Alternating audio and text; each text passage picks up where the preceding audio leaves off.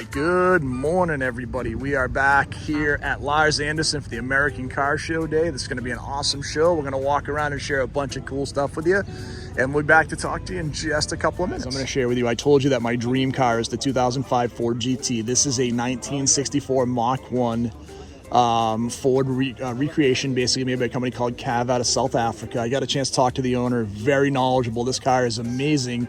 It has a 500 horsepower 302, 17-inch wheels, the Heritage livery. This car is stunning, and everything is beautiful about the car.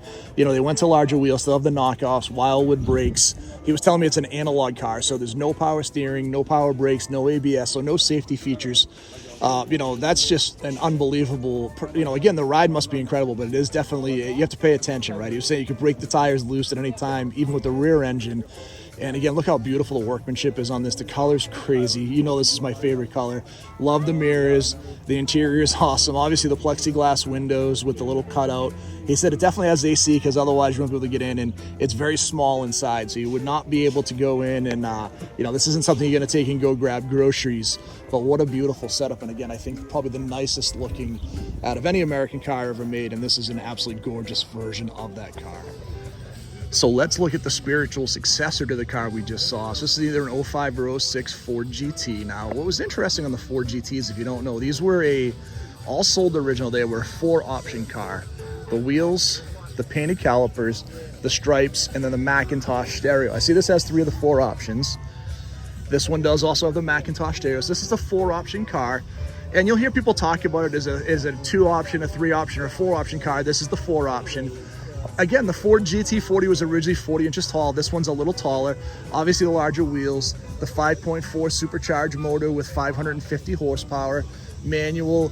All the tributes from what we saw from that original car is here. You can see the seats have the same tribute with kind of the divots in them. This one's a little bit more something you can live with every day. This is an amazing high-performance car, but it's also a very livable, you know, supercar where you can get in and drive it. It's comfortable. It has AC. It's easy to live with, easy to drive slow and drive fast. And again, I think the best looking cars ever made. So we saw the GT40. This is the you know, the spiritual successor, and it's absolutely stunning. You know, a car we don't see very often, the Dodge Neon SRT4. This is so neat. Again, this was like, at the time, this is an 05. So when these came out, these were a little, you know, 2.4 liter, like 250 horse, but they were quick. They had solved a lot of the issues with the torque steer and some of these crazy front drive cars. This one did pretty well. And again, it was, you know, different wheels. You had a little spoiler in the back, faster motor, a little hood scoop. This was a fun little car, and it was a 2.4. That's what I thought. I thought it said on the tag it was 2.9, but it is a 2.4. But this was quick. It was fun. You didn't see a ton of these now. They got used up. Again, we talk about a lot of cars that were cool, but were transportation and got used up. These were perfect examples. People bought them. Kids bought them because they were cheap and they were fast. They got used up, so it's cool to see one out there. And I'm going to be honest, I haven't seen an SRT4 in a long time, especially not one that looks this original and stock. So very cool little neat car. I hope you enjoy it. I know it's something a little different after those 2 Ford GTs, but still very, very cool. 79 Jeep J10. It does have a Chevy 355 in it. Has a newer Ford color in the blue, but this truck is gorgeous. 7.5-foot bed, manual truck. The color is awesome on it. You don't see these Jeeps all that often. 35-inch wheels with a 4-inch lift. Interior is beautiful. Nice tonneau cover. This is just a really good-looking generation of older Jeep truck. And you know, I have a Gladiator, so you know, I'm a big fan of the Jeep trucks, and this is an awesome version. You know, Jeep was doing a great job back then with the J10s, with the Honchos. Like, you had a bunch of different options you could get for trucks, and they kind of went away in the mid-80s, and I'm glad they came back recently because a lot of us Jeep guys love having it. But this was a true truck. You could do everything with it. This originally came with a straight 6. Those Jeep straight 6s would last forever. Any of us that you know, knew the old 4-liter Jeep motors that were like indestructible, knew that Jeep and AMC built motors that would last forever with those straight 6s. But this is a great high performance version. Black bumpers, beautiful paint job, lights look great, the wheels look great on the truck. Just a really pretty version of a 79 J10 that you're not going to see all that often, and we love sharing something unique and different. 1977 Grand Prix Model J, Survivor original car. This one's the little V8, so it's the 301, the 5-liter with a 2-barrel, but this one's in great shape. And you know, when I walked it from the back, we grew up around Grand Prix a ton. My Uncle Danny Recently rest in peace, Uncle Danny. He was a Grand Prix guy. He had a ton of them, and he had a beautiful 70 and a 72. You always had the Model J's, which back then were the big motors, like the 70, the big 400s and 455s. But this one's stunning in 77. So the front end would change, and you see those four headlights would be a little different. The grille would be slightly different. That pointy bumper in the front. The Pontiac 5-spoke wheels always were there. Nice red interior in vinyl or leather. Kind of still had that tilted cockpit style, like, the fighter jet inspired, but this is really clean. And again, you'll see some of the earlier 70s, but this is a really nice version of a late 70s. This was the gentleman's muscle car along with that Monte Carlo. You could just go in and had a great style. You could enjoy it. That unique rear window. Again, something they wouldn't do all that often today because this was a lot of one-off things. And you can see that body line in the roof that goes into the rear window. Again, something completely different that they wouldn't go in and do today, where they're going to do these, significant changes in the body every year that require recasting and retooling. It's so cool to see that back in still in the 70s, they were still doing that. And again, this giant door on a two-door and, a small V8. So this car probably wasn't very quick, but it was definitely comfortable. It looked great. I'm sure it sounded very good. So a really cool version of a late 70s Grand Prix. I love this car because I love the owner, how they're having fun with it, right? So we have a 78 Pinto wood wagon. He has an article in the back about Motor Trend's ugliest cars of all time. And this is the epitome of 70s, right? Fake wood paneling, small little wagon, two-door with 4 seats, a little bit of utility space in the back. Really bare bones inside, which the 8-track, which I love, which is awesome, the hubcaps. But I love the fact that he has it set up the way he does. And again, he put the article in around the ugliest cars of all time. And this is number 4. So good for you. Kind of go into it. Don't shy away from it. This is so cool because it's funky and different, right? So this is a neat little car. Again, when's the last time you saw a Pinto wagon? Never mind a Pinto wood wagon. So something, again, completely unique and different, very cool and very fun. So we've seen some amazing stuff so far, but now we have a Demon 170. So this is the last year for the Challengers. This is the ultimate version, 1,025 horsepower, over 900 foot-pounds of torque. This has a computer system that automatically tells what kind of fuel it's running and optimizes the car for the fuel. So if you're running E85, which is where you get the most horsepower out of, it works great. But if you have a mix of, 93 octane and you put some E85, it'll put out 950 horsepower, right? 975. If you're running just straight high, high octane 93, it's like 900 horse. But the computer can go back in and tell you what version's going to run best and give you the optimal horsepower for that, which is so cool. And to see from the factory, these are, skinnies in the front with, very little tread, enough to make them street legal. We have, basically street legal drag radials in the back on these really cool wheels. The matte black hood, the matte black top, the giant hood scoop. Again, last year for the Challenger, and to see this one, this is the Challenger Demon 170. This is the greatest version to get a factory 1,025 horsepower car with a warranty is absolutely nuts, and this is an amazing version of that car. So thank you for bringing it out and sharing it. This one's still in wraps. We still have covers on the seats, covers on the steering wheel. This thing's awesome. This thing's like $100,000. We Ford dealer markup. This one has no back seats. Now on this, which is interesting, the front seat, passenger seat, and the back seat were both options. So this one, they've opted for the front passenger seat, but no back seats. And you do pay to put seats in. So if you were to buy this from the factory, this would come with just the driver's seat, which is crazy. You got to option in a passenger seat or a back seat and decide what you want. I think this is the coolest spec to opt with a passenger seat with no back seat, because you can take someone with you, but you have it set up more like a race car. So awesome car. Very happy to share this one with you. Very, very cool. All right, let's talk about what I think is one of the coolest underappreciated cars of the late 80s, early 90s, the Allante. This was Cadillac's version of going after something with the European sports car segment, trying to compete with those Mercedes 500 convertibles you would see. This had a little V8 in it. It was front drive, had a ton of technology. The bodies were made in Pininfarina, so they were actually sent over to Italy and shipped back to the US, so they were built here. This thing had a ton of cool technology for 1993, actually from when it first came out. You'll see the stack inside. This thing had a crazy computer setup. So if you see in there, it had the trip odometer, the gauges. This thing was like so high tech for the time, super comfortable. People like these cars. Unfortunately, the first gen motors had a lot of problems and they weren't incredibly reliable. So the reliability kind of took a hit, and I'll see what the window sticker is, but I think these were somewhere in that $50,000 to $60,000 range back in the early 90s. So this is what kind of killed them, is you ran into an issue where the car was really expensive. So this one was $62,000 in 1993. So to have a $62,000 car that had a reliability question was always a challenge. That's what killed the Allante, right? It wasn't that it wasn't a good looking car. The performance was decent, tons of really cool technology, but to pay $62,000 then to have a car that wasn't reliable, had known engine troubles, and was front drive versus rear drive, it kind of doomed these cars, which is a shame because again, I think they're beautiful. And what's wild with these is you can get a, a high mileage Allante or even, 80, 90,000 mile Allante for $7,000 or $8,000. And I think style wise, this is an awesome car. And again, this is something I've thought about many times. If I could find the right version, I would absolutely buy one of these because I think it's a really nice car and I think the style is amazing. And you're getting a lot of performance and a lot of technology for the money today, just not when it was new, unfortunately.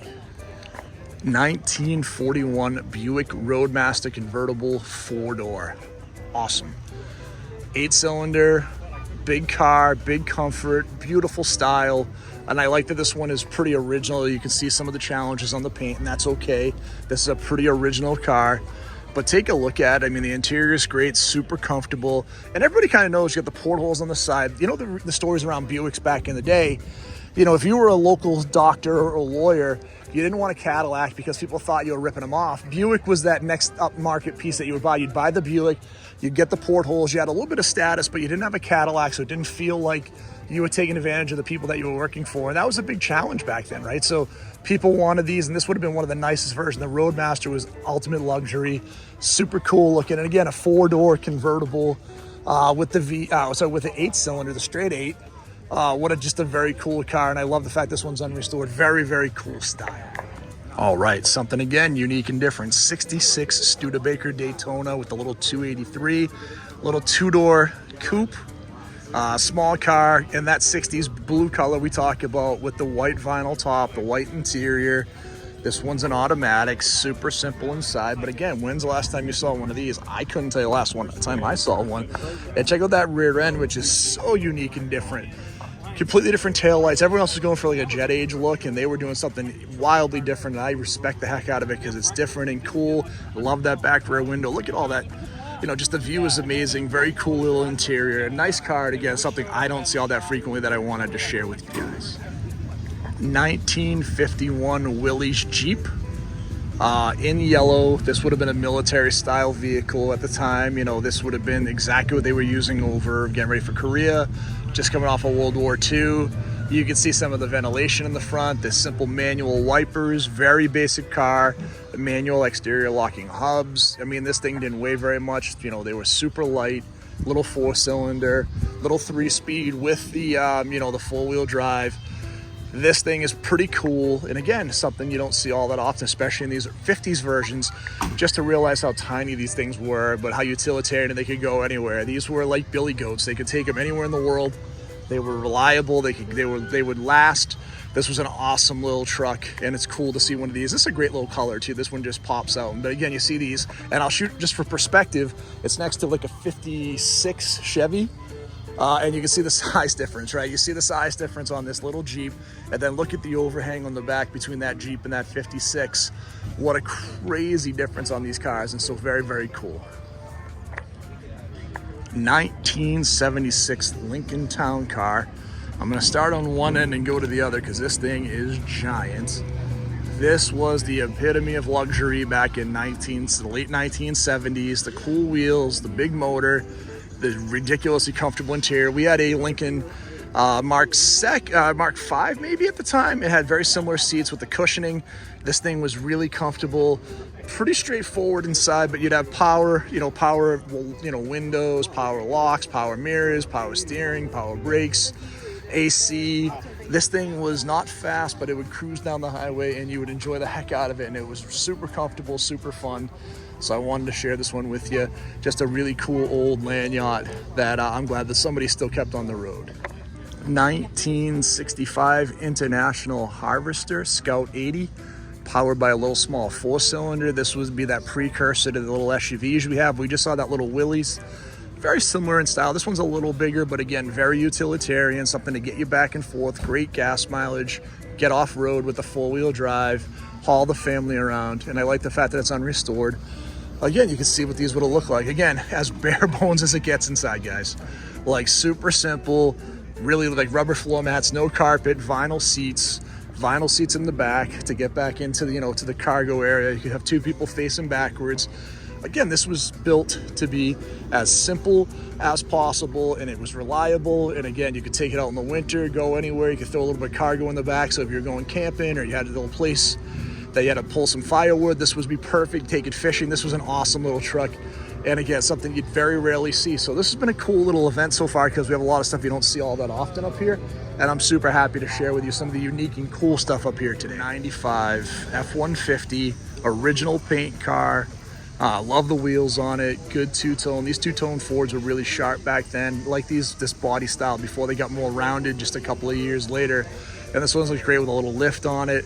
Love the mag wheels, it just perfectly period correct. And then you have the nice Ford interior, the diamond plate on the bed. Super clean, right? This looks very much like the interior of a 90s, late 90s Fox Body, and not really 90s, like 93 Fox Body. So almost same gauges, same steering wheel.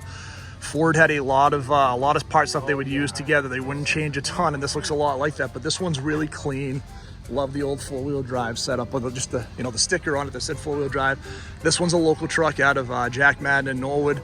We've talked about them before. This is a very cool truck, and I'm so happy to see it's in great original shape. Look at this pretty neat Chrysler Imperial pulling it. I love the hot tub license plate.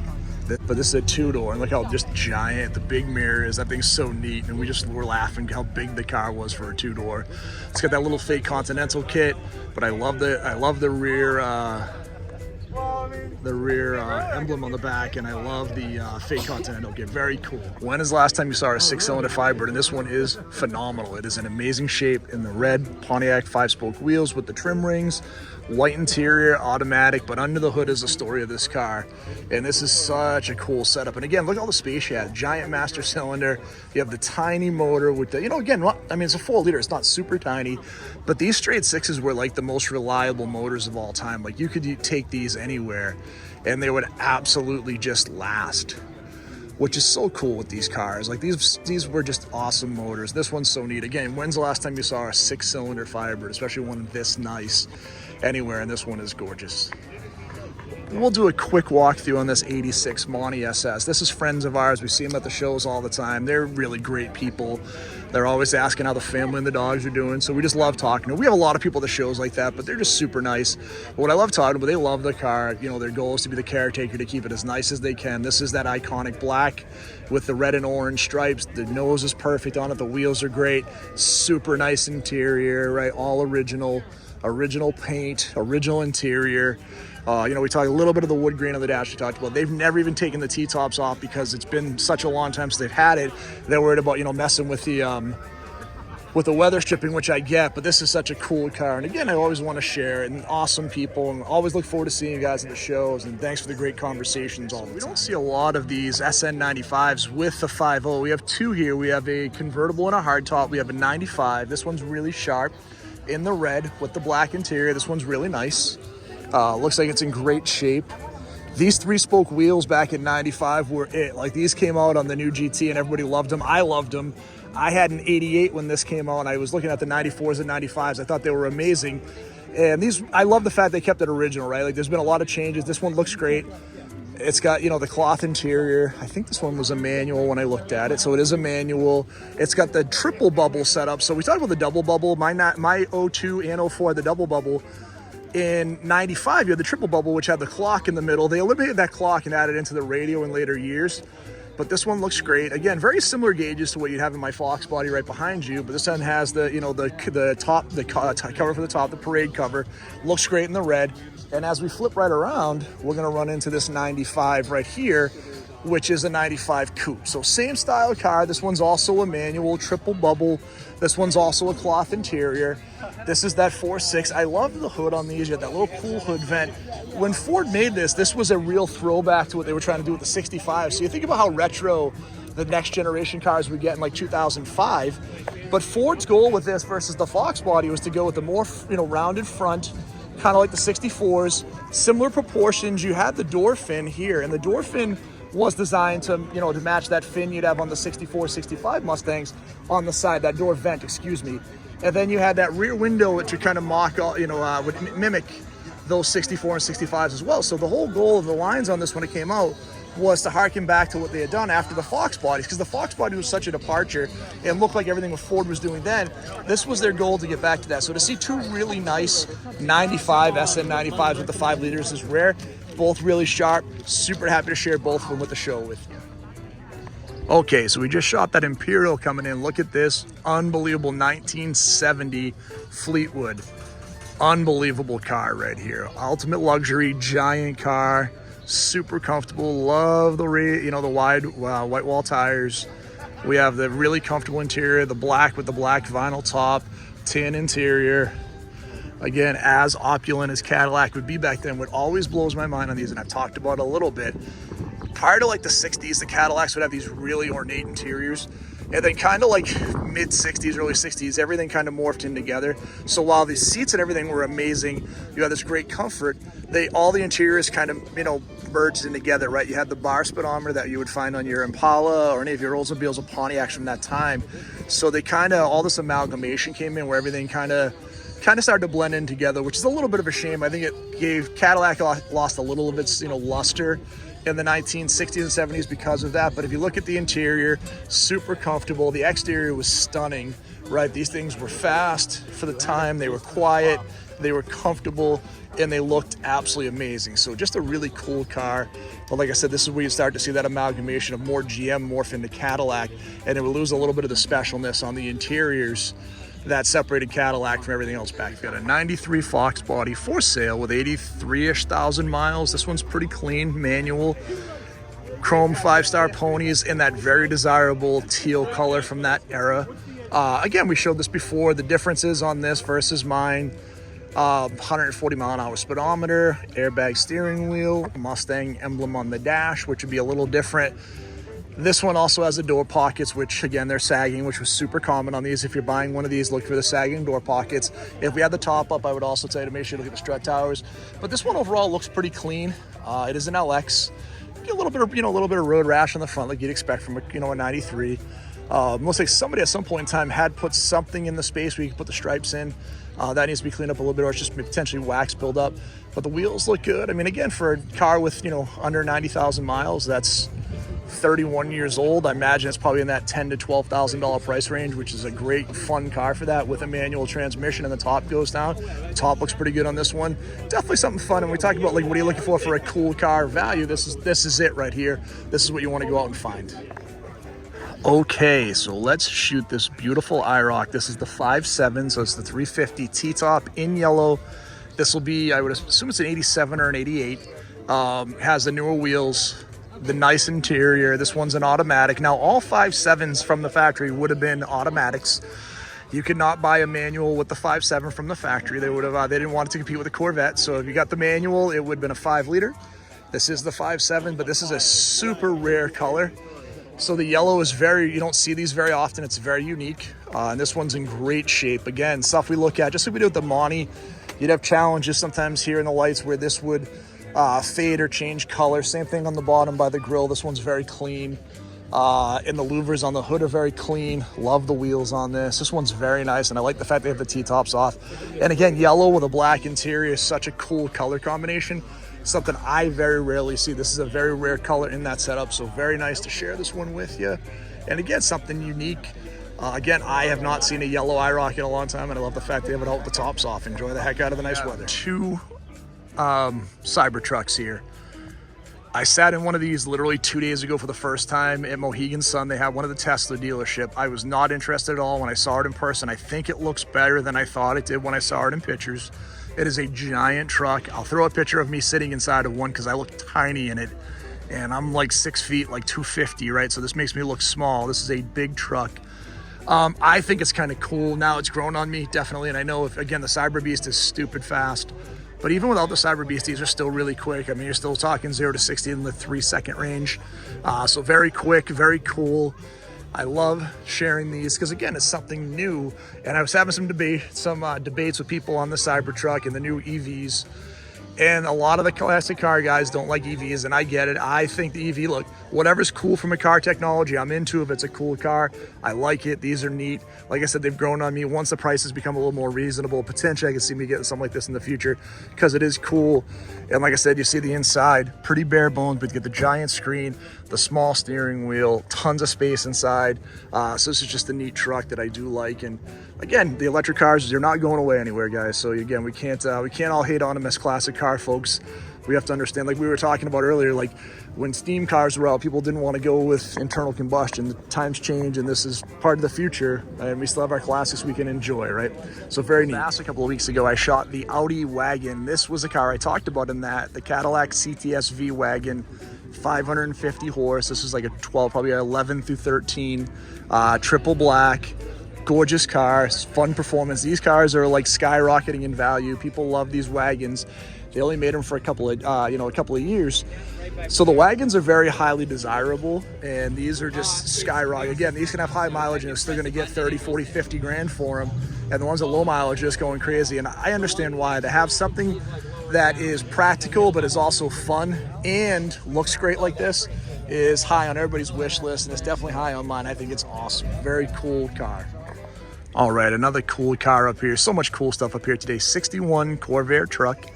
This one's a 6-cylinder. The motor's at the back of the bed in this, so you can see you have a lot of space inside the truck. A lot of space inside, very open, which was kind of cool. Super bare bones interior, not a ton to it. And you can see the bed, you have room you can stop down. You could make it flat, so you could use it as being more level. Tons of space on the other side, so you could roll stuff right in. This would be great for a landscaper back in the day to throw a couple of, lawn mowers and stuff back in. But then you have the 6-cylinder way here in the back with like that long bed. And again, the great looking style that you'd have on the back of these trucks. Again, something so cool and unique. Like, you don't see them very often. We was actually at a Corvair show not long ago where they were the featured club, and I actually don't remember seeing any of the trucks there. I saw the vans, I saw a bunch of the sedans and convertibles, but this truck is something you don't see very often. It's very cool. Guys, we're gonna wrap up from the Larz Anderson show. Really cool turnout today. I was happy to shoot. I shot a lot of unique stuff this year. I'm always happy to shoot stuff that's unique and different, from that Pinto to the Ford GT that was over here. That was amazing. That beautiful yellow IROC. So much cool stuff today. Very happy to share it with you. If you get a chance, come down and check out the show. These guys do a nice job. Behind me, like I said, is the building for the Larz Anderson. This is the oldest automobile museum in the country. There's stuff here from the 1890s in there. It is an amazing place down in Brookline, Massachusetts. They do a few shows a year. Next week is their Porsche show. I don't think I'll make that, but they do have a few more shows during the year. So please come check them out if you get a chance. If you haven't done it so far, please hit like and subscribe.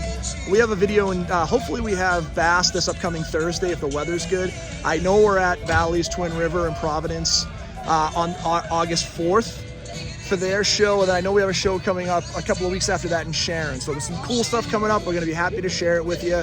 Again, we appreciate everybody. Have an awesome day. We're super close to 500. If you haven't subscribed so far, please subscribe. We can get to 500 this week. I appreciate everybody. We'll talk to you really soon. Thank you.